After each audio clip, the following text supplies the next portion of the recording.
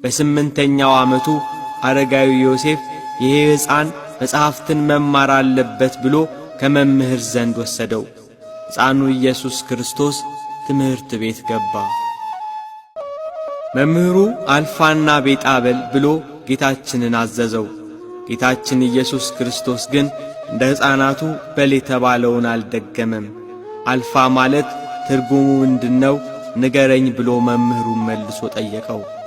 መምህሩ ፍጹም አዋቂ መሆኑ ስለገባው ደነገጠና ማስተማሩን ተወ። በሌላ ጊዜ መምህሩ ሲጽፍ ጌታችን ኢየሱስ ክርስቶስ ቀዩንና ጥቁሩን ቀለም ወስዶ ደባለቀበት።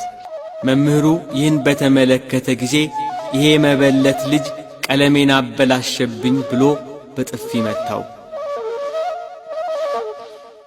ጌታችን ግን ለምን ትመታኛለህ? ቀለሙን እንደነበረ መልሶአለሁ ብሎ ጥቁሩን ከቀይ ቀለም ለይቶ እነሆ ገንዘብህ ይኸው ውሰድ ብሎ ሰጠው። መምህሩ ሁኔታው አስደነገጠው፣ በነገሩ ተገረመ። በነፍስና በሥጋ በውስጥም በአፋ ድንግል ወደምትሆን ወደ ጌታችን እናት ወደ እመቤታችን ሄዶ ይሄ ልጅሽ ማን ነው? የሚሠራው ተአምርስ ምንድነው? ነቢዩ ኢሳይያስ ድንግል በድንግልና ትወልዳለች፣ ስሙን አማኑኤል ብላ ትጠራዋለች ብሎ ትንቢት የተነገረለት እሱ ነው እንዴ? ብሎ ግራ ተጋብቶ መልሶ አስረከባት።